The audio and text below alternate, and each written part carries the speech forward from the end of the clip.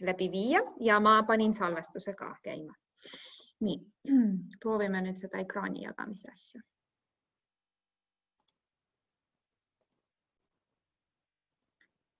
Kas on näha? Esitlust on näha?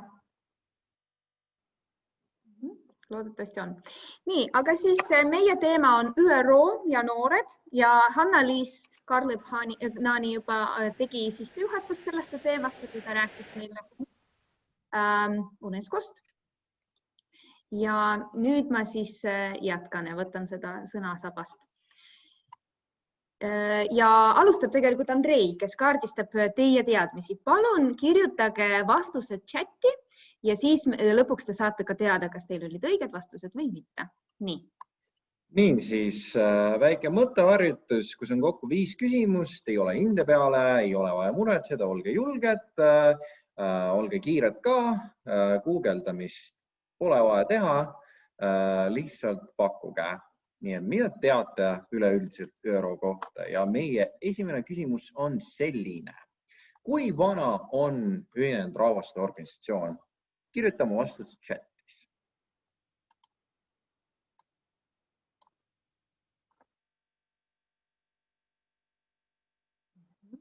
Nii.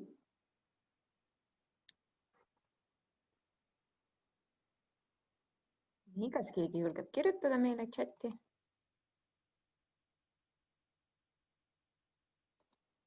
Aha, 26.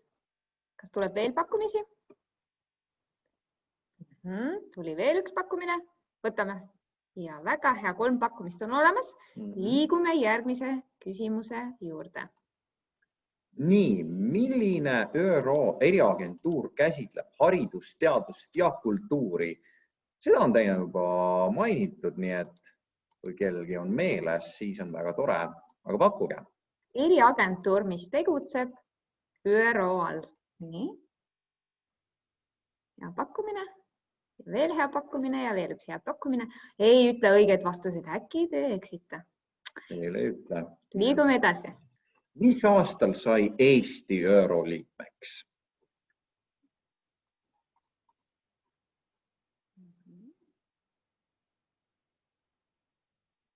Nii, kas siit tuleb vastused?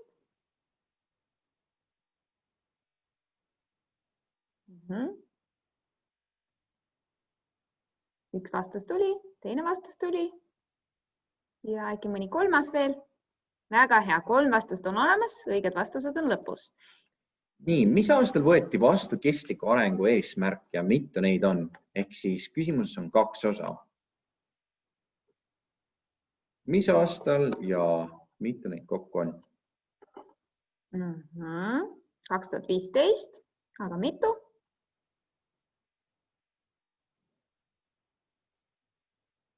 Nii, kas tuleb mõni 3. vastus? Väga hea. Liigume viimase küsimuse juurde. Miks on siis ÜRO liikmesus Eestile eriti tähtis aastal 2020 kuni 2021? Just neil aastal. See ja järgmine aasta. Mis on erilist siis?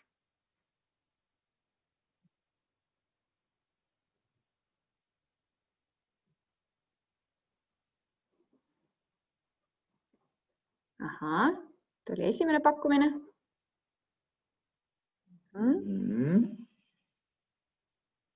Kas keegi jõuab veel? Aha, Eesti esindaja. Nii, aga kohe me saame kõik vastused teada. Väike sissejuhatus, mis on ÜRO? See on rahvusvaheline organisatsioon, see on foorum, mis ühendab 193 riiki, ei ole kõik maailma riigid, aga enamik neist. Põhikiri jõustus 24. oktoobril aastal 1945 ehk siis vahetult pärast teise maailmasõja lõppu ja ÜRO on siis organisatsioon, mis saab sellel aastal 75 aastaseks. Et 75 oli õige pakkumine. Organisatsioon siis asendas esimese maailmasõja järel loodud Rahvaste Liitu, inglise keeles League of Nations ja tegevusvaldkonda kuuluvad rahu, julgeoleku, arengu, inimõigus, humanitaarabi, rahvusvahelise õiguse, paljud muud küsimused. Ja Eesti sai tõepoolest ÜRO liikmeks 17. septembril aastal 1991, nii et 1991 oli õige pakkumine. Ja eelmine aasta valiti Eesti ÜRO Julgeolekunõukogu mittealaliseks liikmeks. Nii et kes pani ÜRO Julgeolekunõukogu, oli väga õige pakkumine ja sellest saab lugeda rohkem siis Välisministeeriumi veebileheküljel. Ja saab ka tunnis kasutada tunnimaterjalina.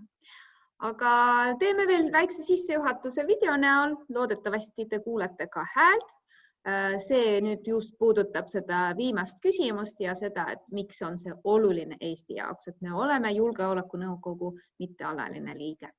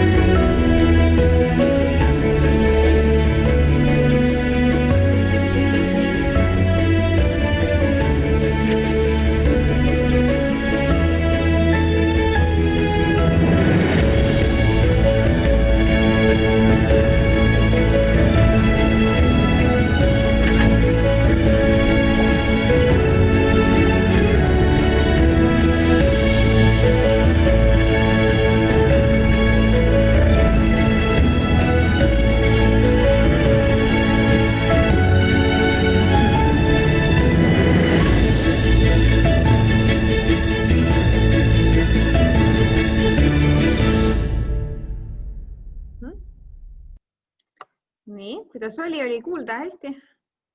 Eks te saate ise ka vaadata, kui ei olnud väga hästi kuulda. Nii, liigume nüüd edasi.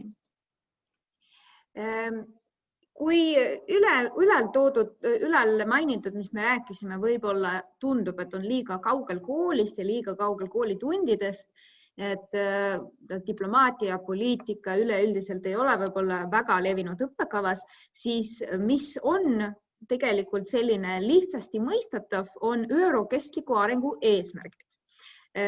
Kas te saate mingisugust märku anda, et kes teab?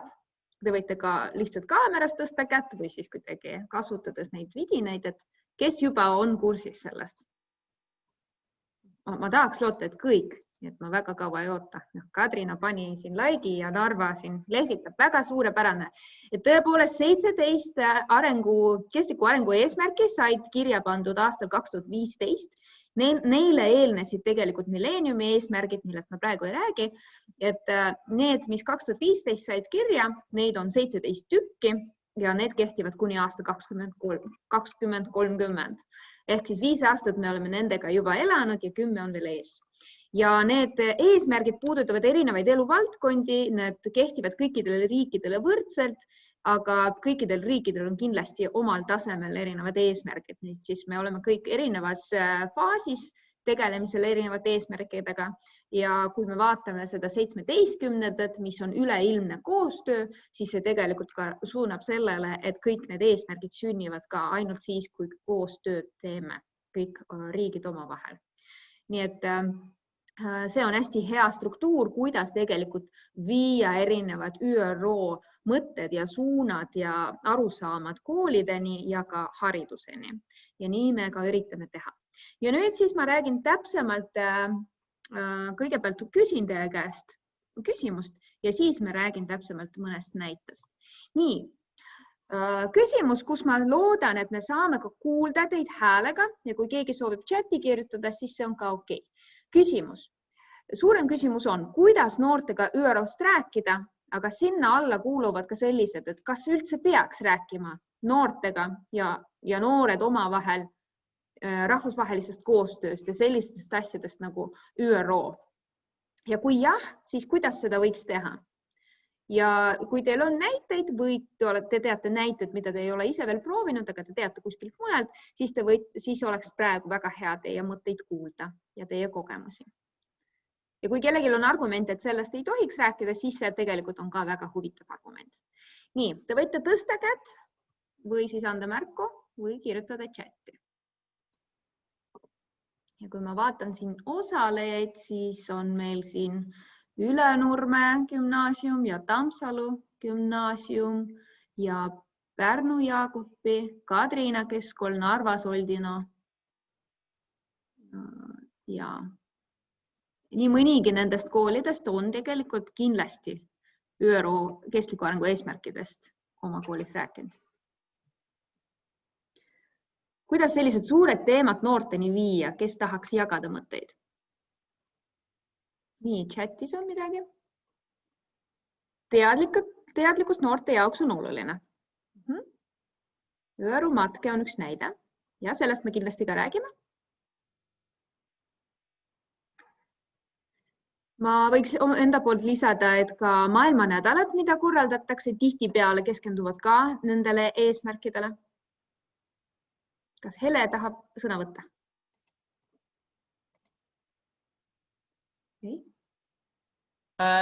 Oleme teinud tegelikult maailmanädalate raames teemal nii ränne kui vesi, mis iganes, just nimelt kuna tegemist on põhikooli osaga, siis just nimelt ja praegusel hetkel näiteks kokanduses teevad nad erinevate rahvaste toite. Ja just, et just kohale tuua seda, et meie eripärad on erinevad, et olla eakohalne on kõige tähtsam sellest. Ja, kindlasti. Sellised teemad nagu toit ja loodus on kindlasti hästi lihtsad põhikoolis arutamiseks ja alustamiseks. No meil on maailmanädalad ja ÜRO matke, mis on meie teema olnud. On nad töötanud hästi või on ka selliseid tähelepanekuid, mis võiks parem olla? Tegelikult on ÜRO matke väga hästi töötanud. Me oleme teinud seda juba väga pikka aega ja nüüd need samad, kes osalevad nüüd kohe tulemas sellel Zoomi vahendusel ÜRO matkel on sellest väga motiveeritud. Rõõm. Me kohe sellest ka räägime. Just. Rõõm kuulda, et ikkagi huvi on, et see on meie jaoks kõige olulisem. Olgu, liigun siis edasi oma esitlusega. Kindlasti on ka arutelu hiljem võimalik.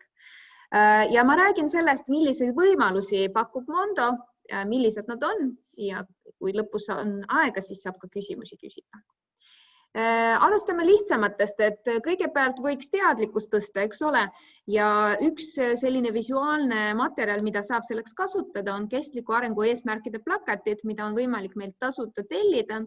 Need on siis 18 plakatit, üks on suurem plakat, kus on kõik 17 eesmärki ette tõstetud ja on väike sissejuhatav jutt ja siis 17 väiksemad plakatid, mis räägivad igast eesmärgist veel eraldi. Ja neil on ka sellised QR-koodid, mis viivad meie maailmakooli lehele, alalehele KAE, kus on siis kõikidest eesmärkidest eraldi kirjas. Et kindlasti soovitan tellida neid. Järgmine võimalus on juba natuke kaasavam, sest see on veidi võimaldab rohkem loovust. Tegemist on meie ÜRO tähtpäevade kalendriga ja UNESCO ühendkoolide võrgustikus liikmed tegelikult peaksid pidama vähemalt 2 ÜRO teema tähtpäeva ja vahel aruannete lugemisel ma leian, et mõni kool arvab, et nad ei tähista, aga samas ütleme, et õpetajate päev ja ka naiste päev on mõlemad ÜRO tähtpäevad, nii et kui te neid tähistate, siis te tegelikult tähistate neid päevi.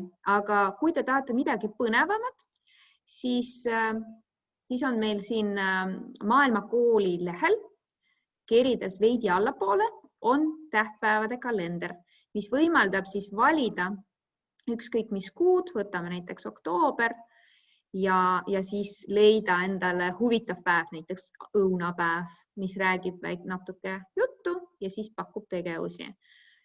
No muidugi ÜRO päev on sel aastal eriti oluline, aga võtame näiteks õiglase kaubanduse nädalat ka, homme räägime.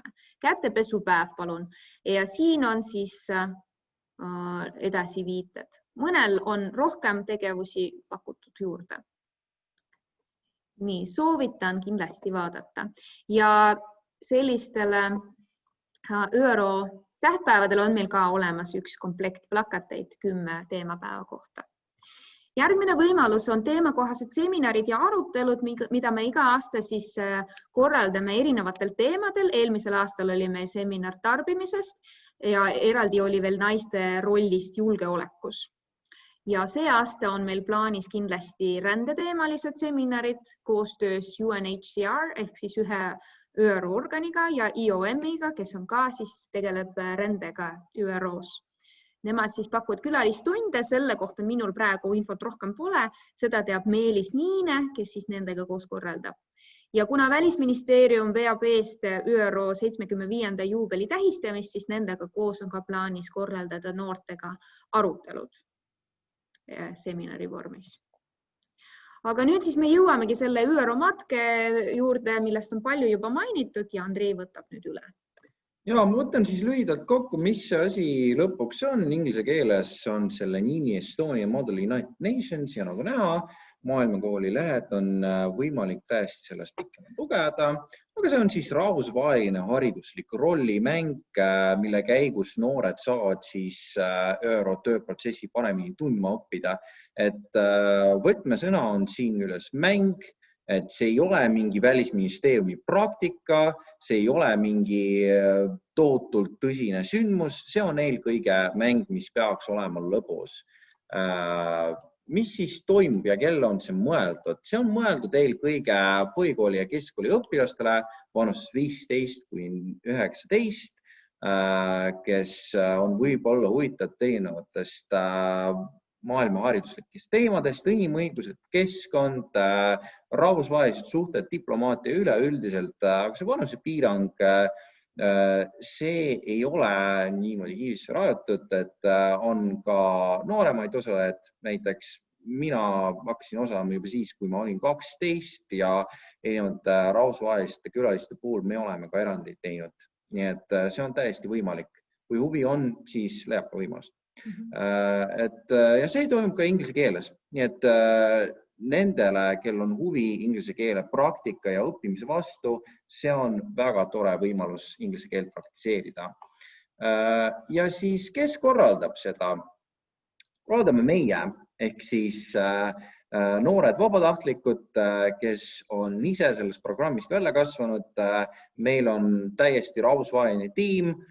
Meil on esindatud sellised riigid nagu Ukraina, Türgi, Ecuador, loomulikult Eesti. Eestis meil on nii eesti kui ka vene keel tema keelena kõnelevaid noori, nii et kui on vaja abi, siis enamasti meie tiim saab seda osutada 3 keeles vabalt. Ja need noored, kes on tublid osalejad, saavad auhindu, näiteks parim delegaat, parim kodutöö ja nii edasi, siis saavad meie tiimiga liituda pärast ürituse lõppu ka. Aga loomulikult see ei ole külma vette viskamine. Meil on ka hästi palju kodutööd ja ettevalmistavat tegevust. Esialgu meil toimuvad piirkondlikud ÜRO matked. Need on siis välja mõeldud riikide ja teemadega, et ei oleks võib-olla nii raske, nii tõsine ja siis loomulikult kodutöö ja siis enda riigi rahvusvahelise poliitika uurimise käigus sa õpid siis rollis püsima ja antud teemat arutama. Võib-olla korraks, kui jäi ebaselgeks, siis mõte on see, et noored saavad endale ühe riigi ja ühe teema ja siis nad peavad rollis püsima, nad peavad mängima selle riigi delegaati. kogu selle ürituse vältel ja selleks, et seda õnnelikult teha, me saadame välja teemad ja rollid juba umbes 6 aega enne üritust, et siis on aega ette valmistada ennast ja ka õpetajatel on siin kindlasti võimalus oma õpilasi aidata. Miks mitte inglise keele tunnis näiteks anda selline anda selline hinne ka anda õpilasele selle eest. Ja see kestab siis 3–4 päeva, kui see on koha peal. Loomulikult praeguse olukorra tõttu toimub see online'is, aga see ei ole ainult töö. See peab olema ka lõbus, nii et meil on plaanis erinevad sotsiaalsed tegevused. Kui on koha peal, siis on ka pidu ja disko ja erinevad snäkid, joogid. Ehk siis seda saab nautida ka. Et kui keegi on huvitatud sellest, et leida rahvusvahelist seltskonnas sõpru, siis see on see koht, kus seda samuti saab teha. Anne juba mainis, et räägi Andrei siis, mis toimub põhimõtteliselt ÜRO sünnipäeval. ÜRO sünnipäeval on teil tore võimalus seda tähistada meie ÜRO matke seltskonnas. Mainin veel kord, et matke toimub siis veebi, arvatavasti Zoomi vahendusel. Kuupäevad on 22–24 oktoober. Võite osaleda ise, võite kutsuda tuttavaid ja sõpru nii Eestis kui ka välismaalt ja siis link on siin all olemas ja teemad siis on naised ja rohuvalve, säästlik tarbimine ja siis julgeolekunõukogu, kus on alternatiivse ajaloo komitee. Ja kas on praegu ÜRO matke kui formaadi kohta küsimusi kohe otsa? Ja meil on küsimus. Kas kogu 3 päeva peavad õpilased osalema ÜRO matkes? No tavaformaadis küll, sest tavaliselt me veame ju ööbimisega kõrvale eemale kuskile ja siis keegi ei saa sealt ära minna eriti. Aga tänavu me oleme valmis selleks, et inimesed võib-olla tulevad sisse ja välja, aga ütleme rollimängu sinu enda rolli jaoks on sul kindlasti mugavam, kui sa ikkagi oled läbivalt ja sa saad aru, mis toimub. Sest et tegemist on noortega ja kuigi nad valmistuvad ette riike esindama, siis neil juhtub, nad hakkavad rääkima ja koalitsioone tekitama, mis reaalelus ei ole võimalikud. Ja kui sa seda ei kuule ja sa ei saa aru, mis toimub, siis sa võib-olla lihtsalt nagu ei saa kaasa mängida, sest sa ei mõista, mis on toimunud vahepeal. Nii et kindlasti me soovitame ja julgustame ja loodame, et enamik inimesi on kogu aja seal. Ja me saame aru, et see on vaheaeg ja kindlasti on kõik aktiivsed noored ka hõivatud. Aga me tuleme ka vastu, eriti sel aastal. Me oleme ka ise väga paindlikud. Kas see on kogu päev? Tunniplaani veel ei ole? Me enam-vähem teame, et päev algab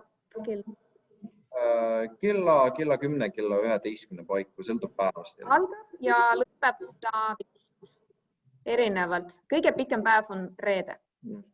Ja laupäev on enne lõunat või nagu lõuna ajal saab juba päev läbi. Selge, tänan. Veelgi küsimusi? Ja, me oleme Andreiga ka 2 nädalat tagasi teinud sellist otseülekannet Maailmakooli Facebookis. Seal saate leida, me räägime seal peaaegu 50 minutit.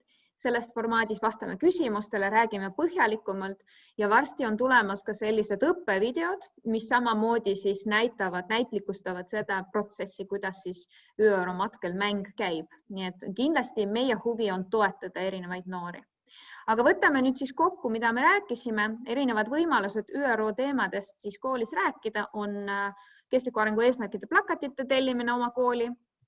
Siis on võimalik ÜRO teemapäevade tähistamine ja UNESCO koolide puhul see ei ole lihtsalt võimalus, see on ka väike kohustus. Osalemine seminaridel arutelupäevadel nii õpilastele kui ka õpetajatele, mis on enamasti inglise keeles. Siis piirkondliku ÜRO matke puhul on võimalik oma kooli kutsuda, aga see on sel aastal võib-olla veidi teistmoodi, nii et me seda praegu ei tea, kas me saame üldse koolides koguneda. ja muidugi rahvusvaheline ÜRO matke, mis nüüd toimub 22. kuni 24. oktoobril. Vabu kohti veel on, palun kandideeri nii kiiresti kui saad. Kui sa tunned, siis võtta ühendust. Ja soovitame ka vaadata sellist asja nagu ÜRO noordelega, kuhu siis noored huvilised saavad hiljem ka kandideerida ja esitada siis päris ÜROs Eestit ja Eesti noori. Ja kui on küsimusi, siis võtke ühendust minu või Andreiga. Just. Ja meil on 10 sekundit, nii et kõik küsimused on vist suures rühmas juba. Aitäh! Täname kuulamast! Ühtegi jõudnud vaadata. Väga tore ja, et need, kes